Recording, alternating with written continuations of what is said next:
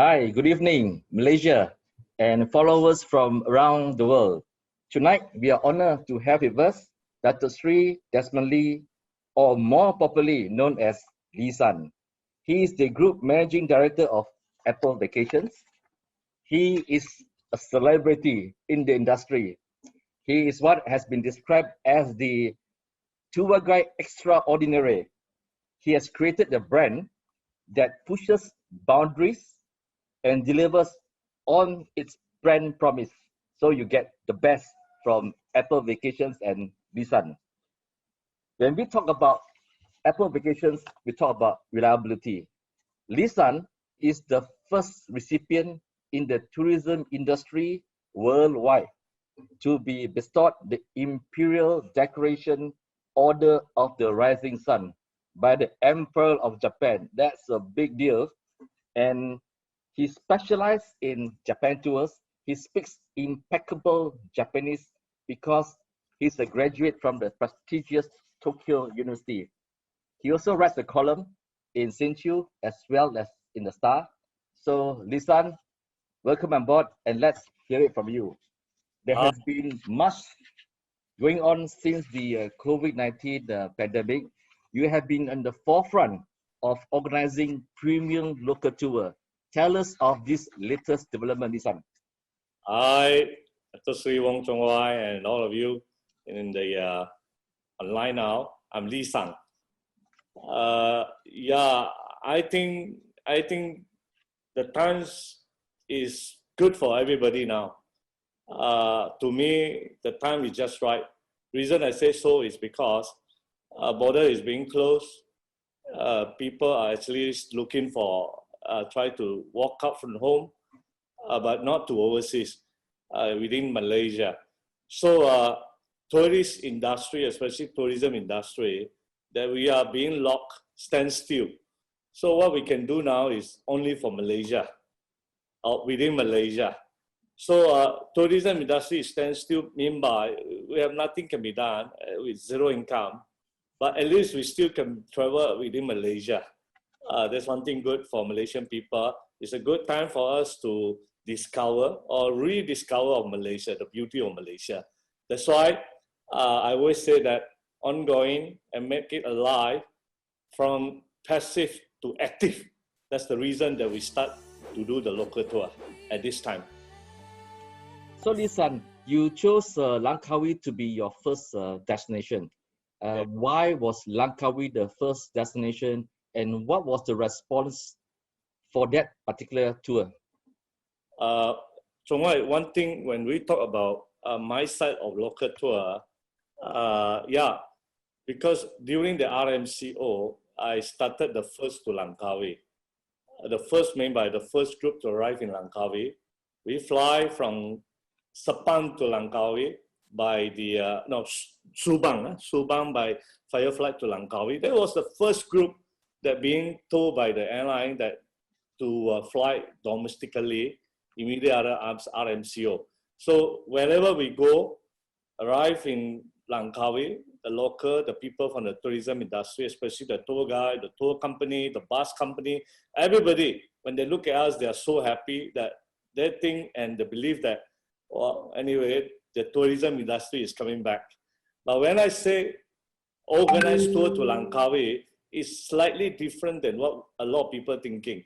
You see, a lot of people who travel locally are free and easy, or fly themselves, drive themselves, self-drive. But this time, I'm doing a bit different. I'm doing the same as long as something like when we organize tour to overseas, but we organize a group tour in local. So we arrive in Langkawi, the first, with 42 passengers and tourists. That is one thing totally amazing for the locals and for the industry. What was their reaction and that they're able to, like, after MCO, can't wait to get out, go on holiday, go on tour? What was their reaction when you were leading the tour and you were on board this plane? How was their feeling? Yeah, I still remember when it was July the 3rd when I was arrived in Subang Airport. the people who has not been seeing each other for more than maybe 60 days, 70 days during the lockdown, and the tourists who see me, especially even the children who see me in the airport, they hug me, excited, and some of them is even tear come out. So looks like people has been locked, and it's a time to travel. I think more important is they are trying to look for that how that these people or the tourists, they can support the local industry, tourism industry, as well to support us. So I think this is very important because everybody knows tourism industry during the pandemic, we are the one to be the first to be synced. And I think we will be the last that, we can be afloat. So therefore, people love us, they travel with us in the group. So how many of your staff has been affected? How many staff do you have in April vacations? I believe that is a big group. So how have they been coping, the staff of yours? Yeah, it's a good question. A lot of people has been asking me about the same questions because being one and the second biggest travel agency in Malaysia, and we do 90% outbound, 10% inbound. So my manpower in outbound under vacation, I have approximately about 166 manpower. So start from the March or maybe February. As we know, January to 24th has been started in Wuhan. So everything, especially outbound, has been locked. So from February until, let's say until July, consider zero income, we can't do anything. So my people, my manpower is barely affected. So what we do for them, I think they are also quite understandable. We did something like compromising in between. We get something subsidiary from the government. In the same time also, we cut their pay 50% and we work only 11 days from the March until July. So July onward, we talk in June, we talk that the travel, especially outbound travel, will be coming back, something like travel bubble. But unfortunately, it was not. So started from July, we have implemented something like we call it unpaid leave to a certain number of people. So we have been laid out approximately about 25% of manpower until July. Lisan, first you went to Langkawi. Now you have moved on to Sabah and Sarawak and even Kuala Kula. Can you share with us these three programs? First of all, Langkawi, it was the reason that we've been to Langkawi at that time. It was actually being supported by the local authority, especially the local operator, the bus company, and as well as Pelangi Hotel. So we got a very cheap rate that, in order to open up the domestic tour. The response was good as we've seen. The first tour, 42 people, and continuously we have numbers of departure groups tour to Langkawi. I think one thing is good because from that onward, being published and then publicity, everybody knows about Langkawi, that it's safe to travel and it's so worth to travel, especially worth it because of the pricing and so on. So I think first Langkawi, we made something happen for Malaysian, and now Langkawi is the most popular destination for people to travel until now. And what about Sabah and Sarawak? I've been to Mulu, I've been to Kundasan, I've been to Kinabatangan, and sooner I'm going to Danun. And I'm all these places that I choose to go is actually follow with numbers of passengers and tourists to come with me. Until now, I've been traveling with 300 of them throughout Malaysia, East and West. So I think a lot of people, especially Malaysian now, they likes to travel to the nature. Yes. So the numbers, the names that I've named it just now, the places I named are all nature, yes. And we can see a rich culture. So what about Kuala Kula? A lot of people don't know where is Kuala Kula. I think the fishery village is one thing that we can explore. and to let people know what is actually the life, the lifestyle, the people, the food, and as well the small boutique hotel in that area. So the demand is there. So I will keep on travel again to these places in order to make a lot of people to go and to make the local, at least they have some business to move around. I think that I'd like to share my experience with you as a tourist. I've always loved Sabah, and that there's always a silver lining in everything. And thanks to COVID-19, we have no choice but to discover our home much better.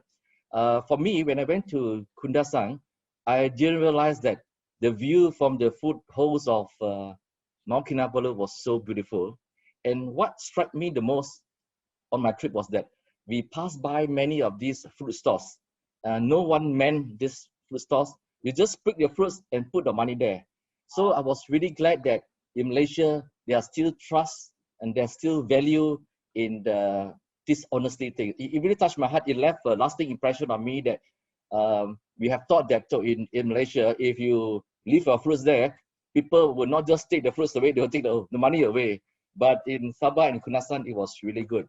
And for the first time in my life, I tasted the wild durians of Sabah, the orange color and the red color durians. Took me a while because it reminded me of fermented wine, but it was really a good experience to try wild durians. And for the first time in my life, I saw the rifles flowers. So can you imagine, I'm almost 60 years old, and for the first time in my life, I went to Kundasang and saw all these beautiful things. And of course, I also went to Kinabatangan. And like you, like many Malaysians, Kinabatangan is so near and yet so far. And it was when I was there, it was then I realized that Kinabatangan is the only 2 known places in the world where there are 10 species of monkeys to be found. It's really amazing. And that when I was in Kinabatangan, I stayed at this particular lodge. And when I registered my name, I looked through the names of the nationalities and found that I was the only Malaysian. People who came from Chile, came from Italy, came from America just to visit Kinabatangan. And I felt terrible because I was the only Malaysian there. Where are the rest of the Malaysians? So Lisa, you're doing a good thing for Malaysia by bringing Malaysians to these places. Yeah, you're talking about Kinabatangan. I agree with you because when I was there last month or maybe 45 days ago for the first group to Kinabatangan, to the nature lodge, it's the same thing to us, you know, being the Malaysians. Even the local authorities, the hotelers was telling us, you all are the first Malaysian group to arrive. There was non-Malaysian before. They told us, you know, that is something, they call it Amazon of the East. That's so right. Come and see.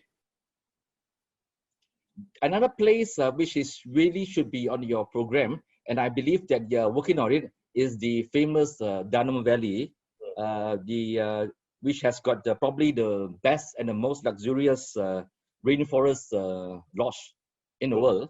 And it has been made famous because Prince William and his wife, Catherine Middleton, visited the place in 2012.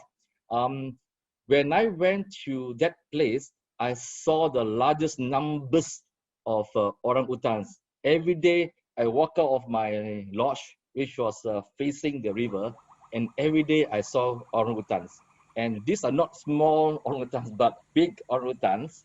Wow. It's really, in the evening, at the lodge, because my lodge was facing the river, in the night, you can see the eyes, the gleaming eyes of the deers passing by your place.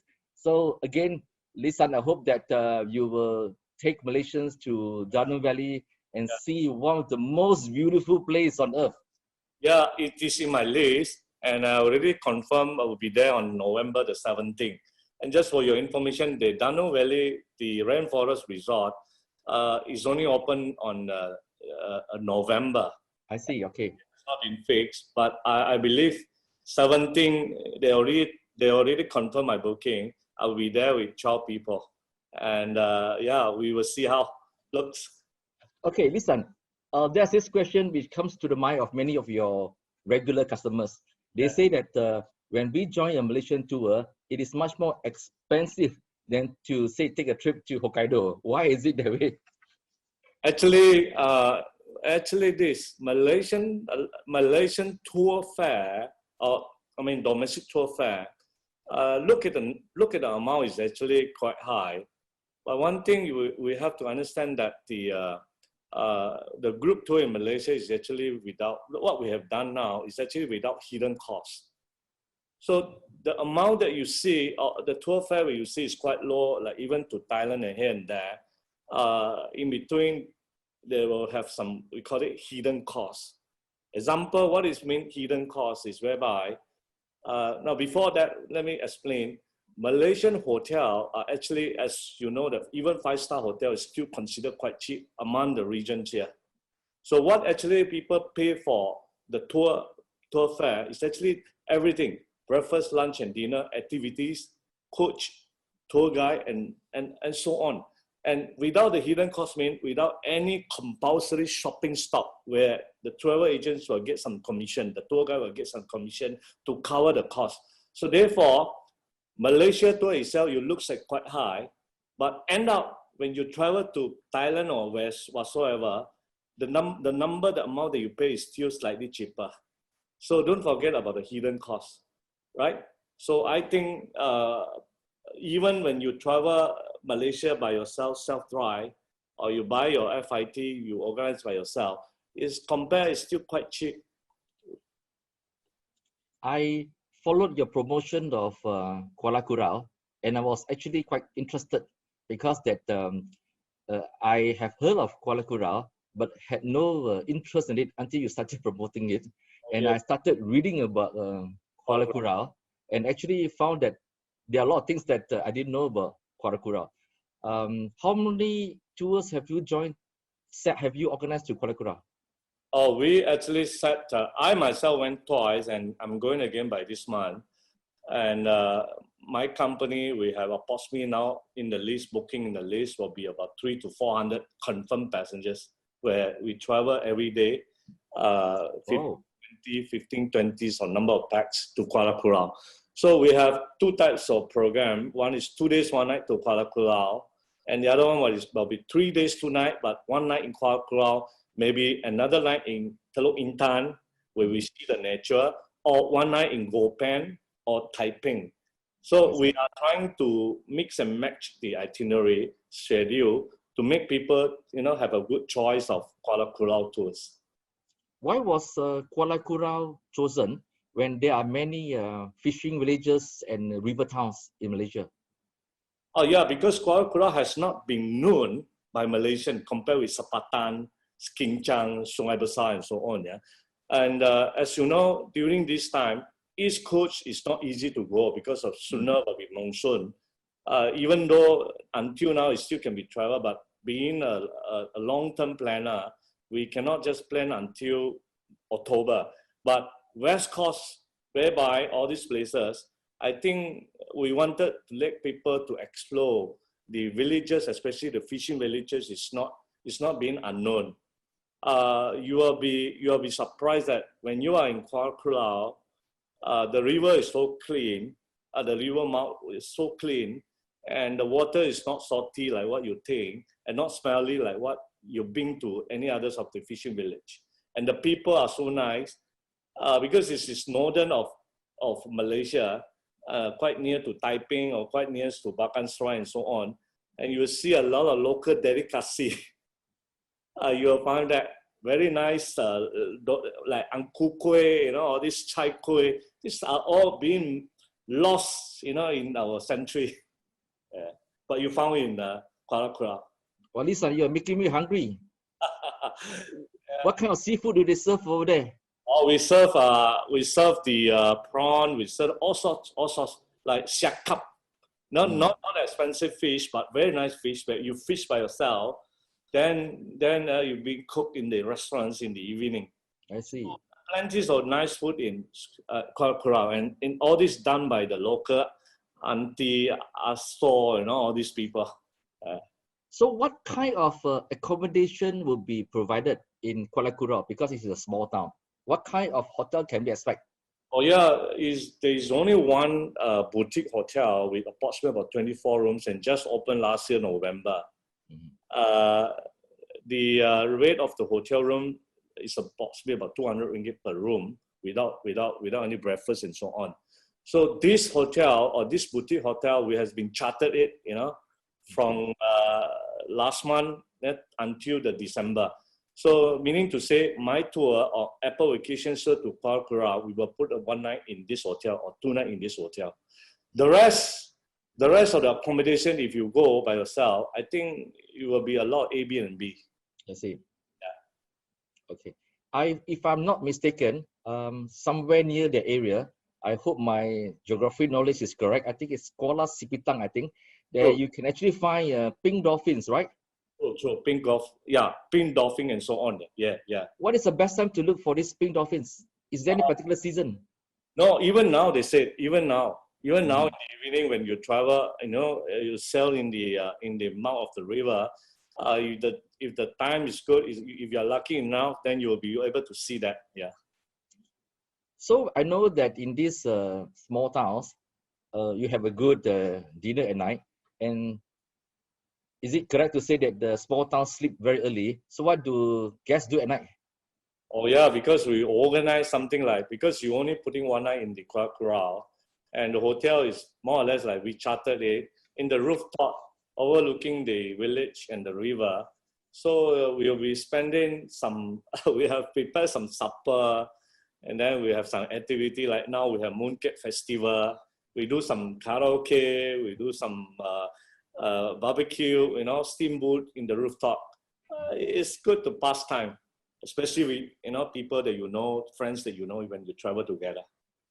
I always wanted to make a trip to Setiawan because every time I go for Dim Sum, I look at the bottle of chili sauce. It says Kampong Ko chili sauce. Yes, so true. so that's one place I like to go, and it's quite fascinating because that Setiawan has got the largest number of churches in one area. And when I read up about Setiawan, this is the town where it supplies all the Methodist pastors, and that this is a place where during the British time, many of our Chinese ancestors were not well behaved. Many became gangsters. So the British sent this group of Christians from Fujian to be in Setiawan, and the first 100 of them arrived. They were all Methodists. So I've been really fascinated by this history.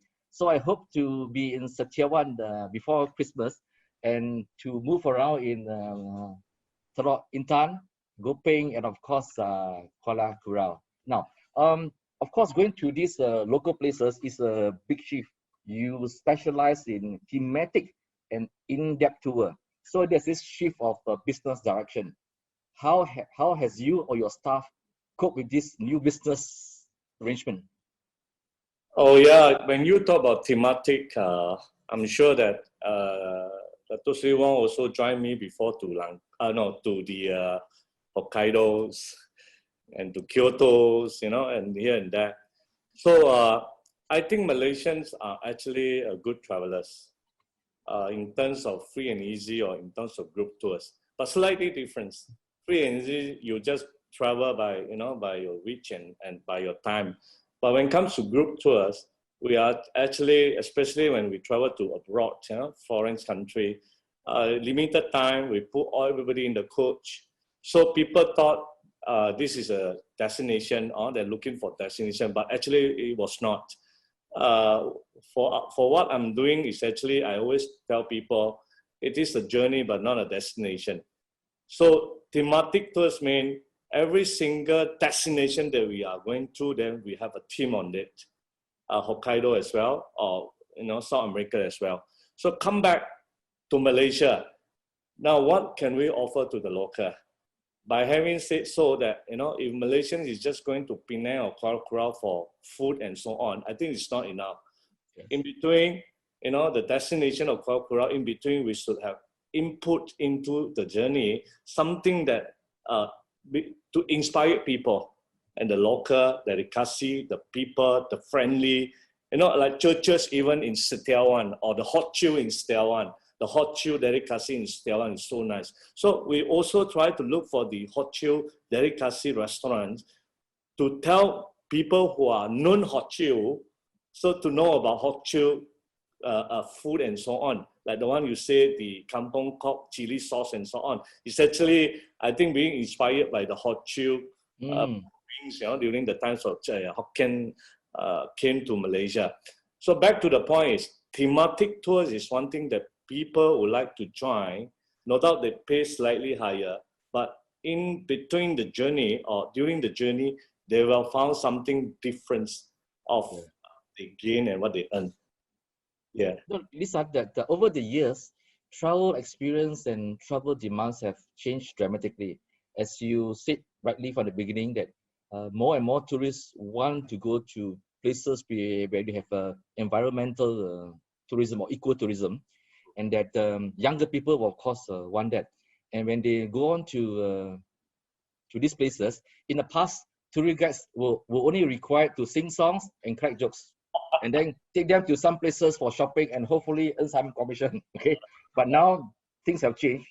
The professionalism of tourist guides are required, and of course, most of our tourist guides and me myself would know other places better than our home country. Now that your tourist guides have got to take the tourists to local tours, how much have they coped in learning more about Malaysia, so that when they talk to people, they really know in depth.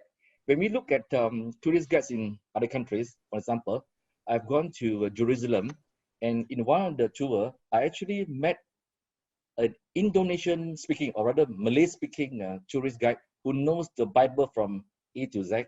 And I went to Alaska, I met a tourist guide with a PhD in marine life. So the demands of tourist guides have changed dramatically.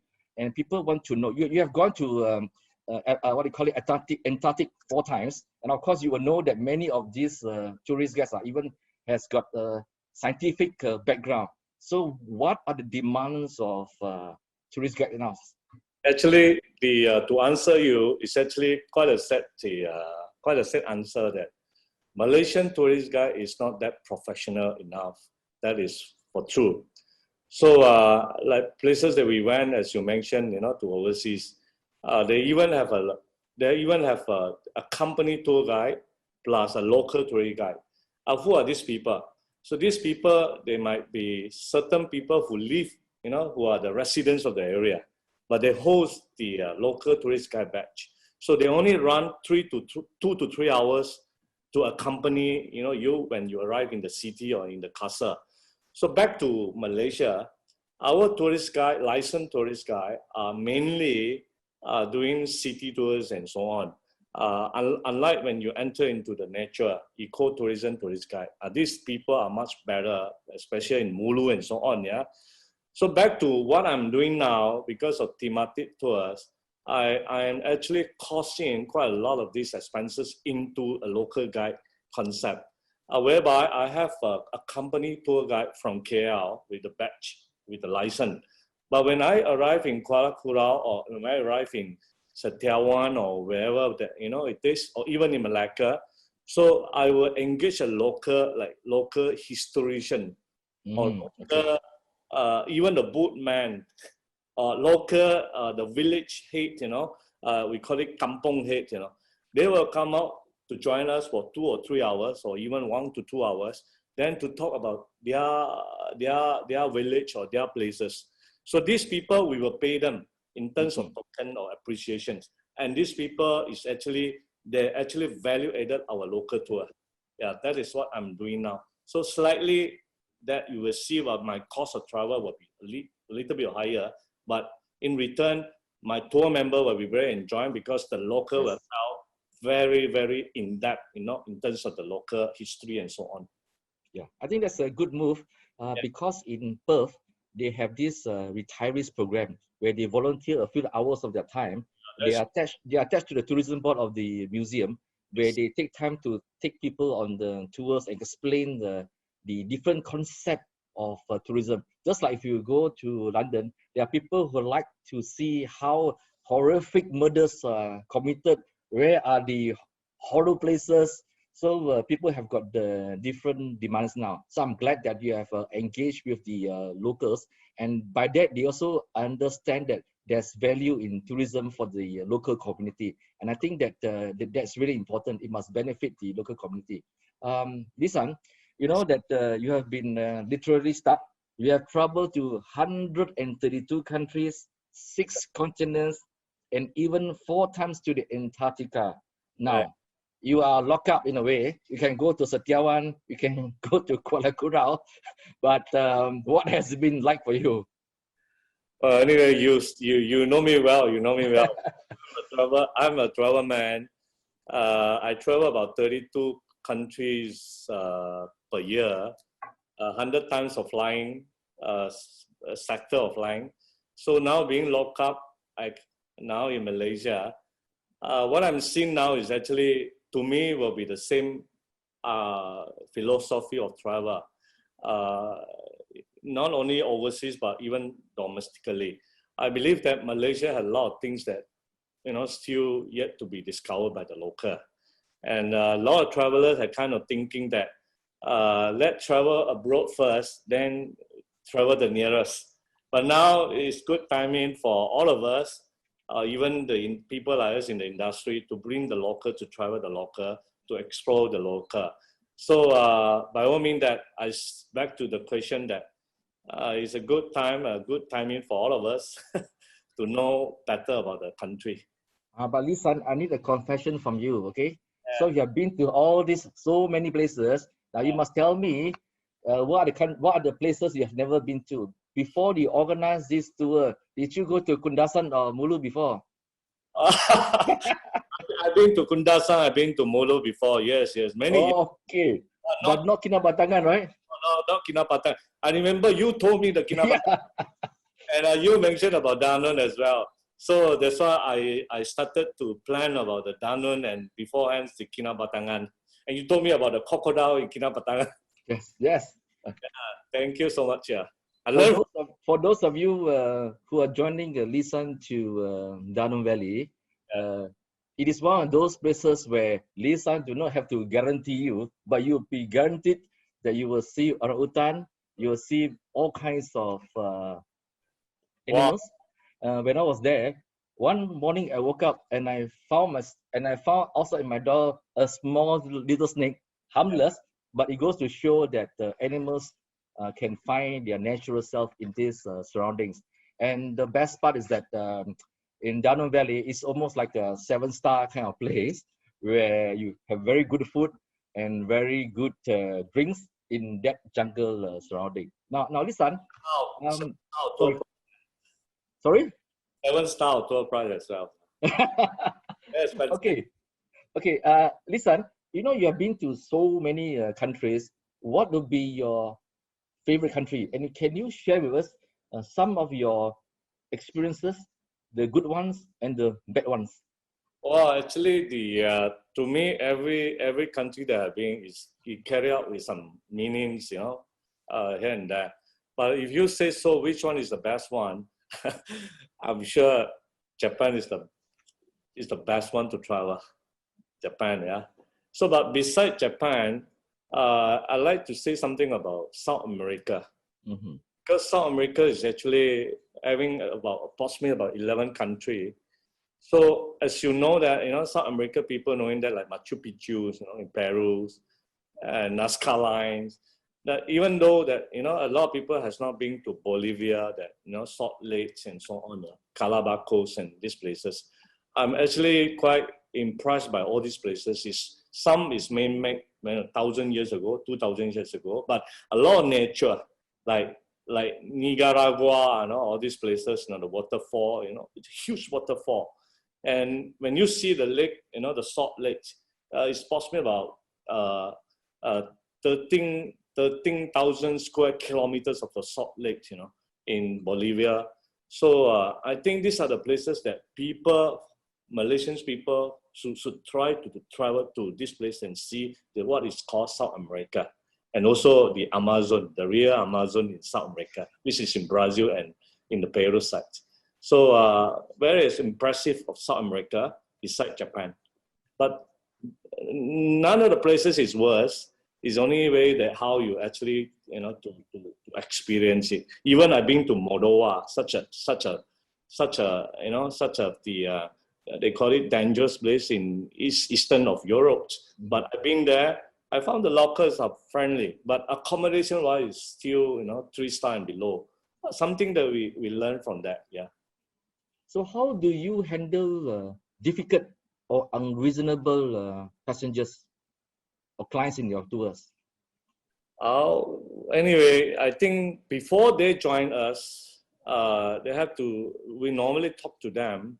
So not in details what or where that we are actually going, but normally we were sometime, not all the time, but 80% of the times that for long distance tour, we will call upon these people to come to the office, then we will have a pre-tour. So we will tell them what is going to happen, what is going to see, but what is going to, whatsoever that you expected might not be, it's not commitment to you.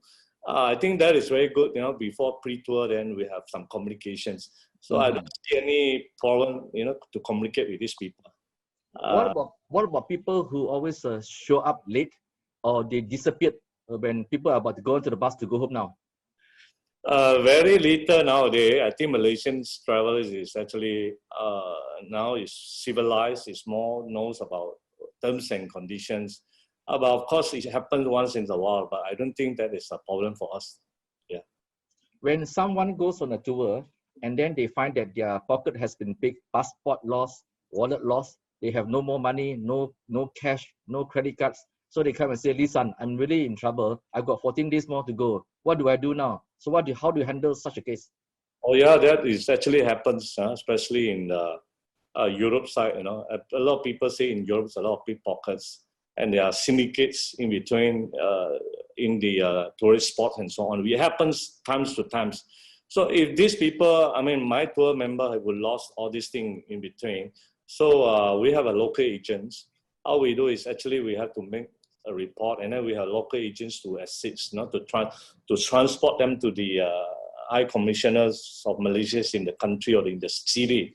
So in terms of money, I think it's not a problem because we normally nowadays it's very easy to get from the ATM and so on by ourselves. So it's important is the safety is one thing.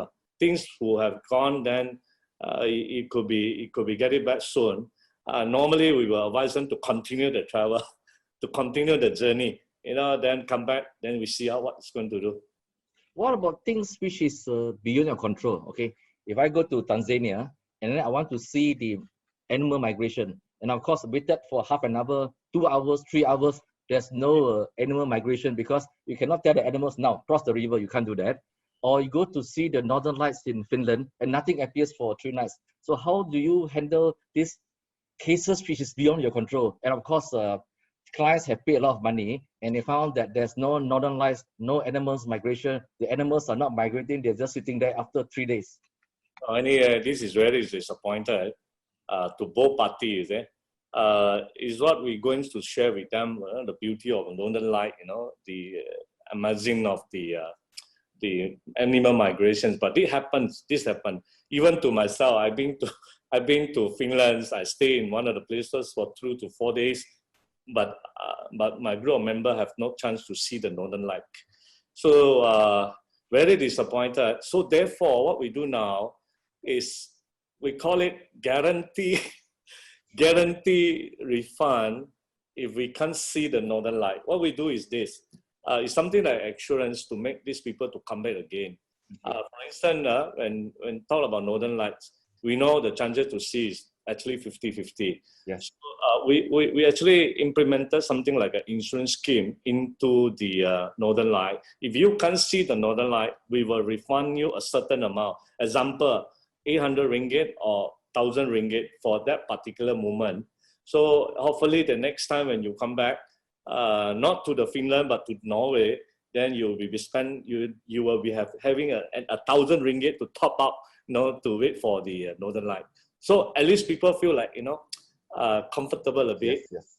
Yeah, that is one thing that we can do. But the rest is all by nature.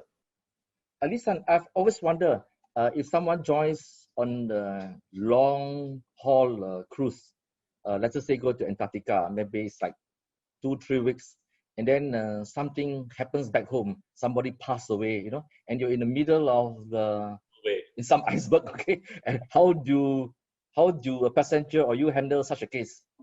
Oh yeah, you see, when you come back, when you talk about Antarctica, you know, I've been there. The first trip I went, it was approximately about 8 years ago. My last trip, the fourth time, was this year during the pandemic time. Before the pandemic time, I see the big difference. 8 years ago, when I traveled to Antarctica, you know, in the cruise ships, there's no connection at all. You know, you can't talk to your people, you know, your family in the country. So, but now this year I found that it's so much easier now. Even we can WhatsApp. We have a Wi-Fi all the way the whole journey without any extra cost. So I think it's much more easier to contact if things happen. But the only thing is, how are we going to come back? Is, you know, the people has been you need to come back. So again, we come back to the point. Is another kinds of insurance scheme. Like Antarctica tours, we actually pay for approximately about 2,000 ringgit on a single tailor-made insurance scheme where included the SOS, whereby if you need it, really need it, then we will talk to the cruise ship, the captain, so they will find a day and find the ways to divert you to the nearest island where they have a heli, they have something like a small aircraft airport. By the SOS, they will send you to Chile. From Chile, then you come back if needed. So it's everything covered by the insurance that we paid for. But it has to be immediate family, you know, things like this. Listen, you have been to Antarctica 4 times, and a lot of us talk about global warming. And people who want to go to Antarctica are obviously people who love the environment, and they want to see all these things before they feel that it will just melt away. In all your trips, 4 times there, have you seen any differences or something that people tell you or share with you about? Look, the world has changed. Yeah, you see, first of all, I mentioned just now, my first time was 8 years ago. The fourth time, but my third time was approximately 5 years ago. So within these 5 years, you see, first of all, the Antarctica cruise at that time, 5 years ago, we only be able to travel to cruise until southern, you know, we call it S 60 degrees, something like that, you know, in the latitude. But nowadays, your cruise will be able to go down as far as low as 67 degrees, meaning to say it is approximately more than 500 kilometers within this fire has been melted. And all of a sudden this year, when I went, we saw one huge of the ice island, they call it, the iceberg of the island has been broke from the mainland of Antarctica. And they names the iceberg, or the names the glacier as A68, A68. And this one has been away from the mainland of Antarctica and is as big as 10 of United Kingdom's island. So this A68 iceberg has been away from the mainland and now sailing away towards to the Atlantic Sea.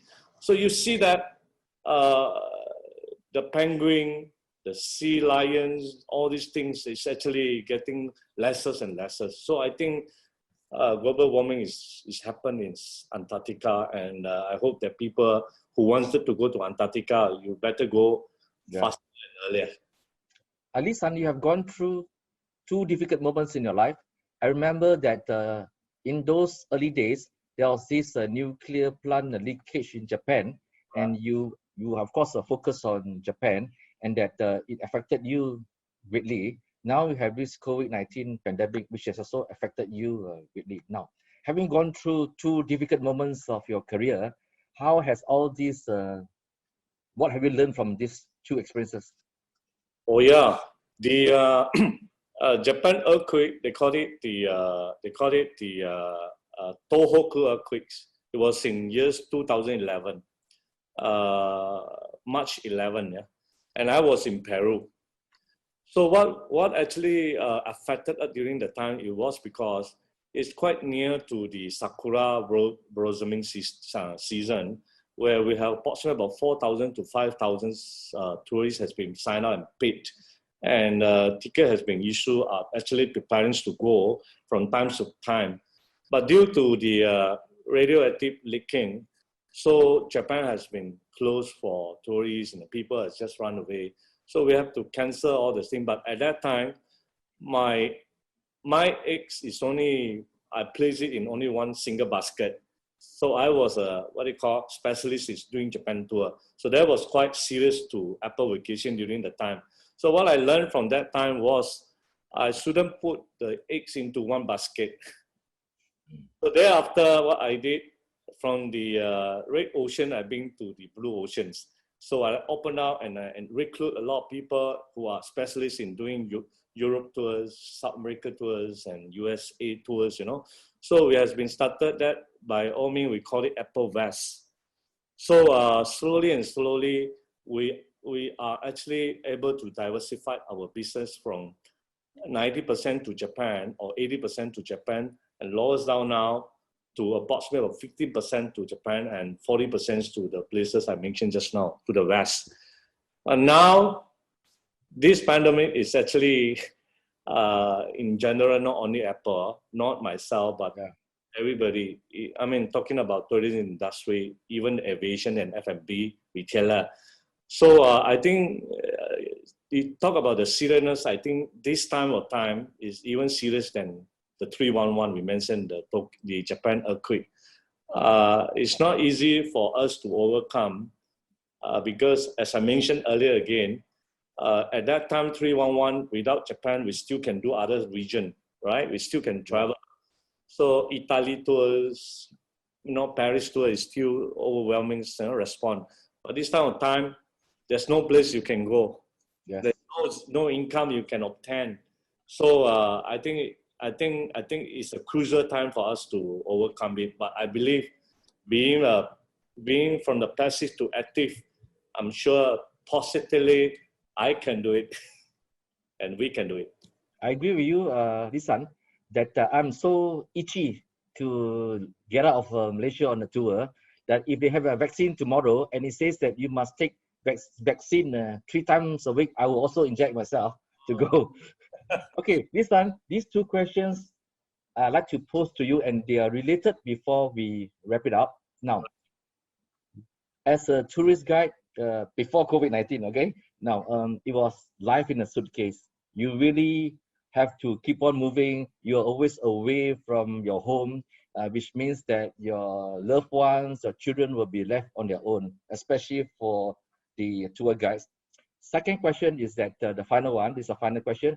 What is your advice to young people who wants to be like Lisan, to hold the mic and enjoy seeing the world, enjoy sharing the experiences, and hopefully also become a rich millionaire like Lisan and be famous, and hopefully also get an order from the Emperor of Japan? What is your advice to them, these young people who thinks that going on tour as a tourist guide is very glamorous? The 2 questions actually can combine into one. Let me answer the last question. Actually, to the young people, try to make yourself that, you know, this work is actually, you have to come with patience. You have to like, you know, to talk, to share. You like to communicate with people. So by having said so, it's not because of money comes first, but interest comes first. So you have to professional yourself. You have to have a lot of input and knowledge. You have to study a lot. You have to listen a lot in order that you will be able to share with people. But you will be getting something which is your family might not be happy with you because you have to travel a lot. You have to compromise that, you know, with the family times, with the children time. Your children is being grown up, you know, from the child to the secondaries and so on. So you might have lesser and lesser time to be with them. So this is one thing I can say disadvantage, but is have to be overcome it, then your family have to be knowing about this disadvantage. So to the young people, this is a good life, good industry, but bear in mind, don't go for money first, but go for the professionalism first. Like what we say Japanese, they are always professionalism in their industry. So thank you very much, Lisan, for spending time with us this evening. We hope that we can travel together, at least locally, and have siakap fish at Kuala Kula. Yeah, sure. For sure. Lisan, thank you. To followers of ChunWai Facebook, please like, follow, and share RealChunWai. Thank you and good night. Thank you all. See you soon.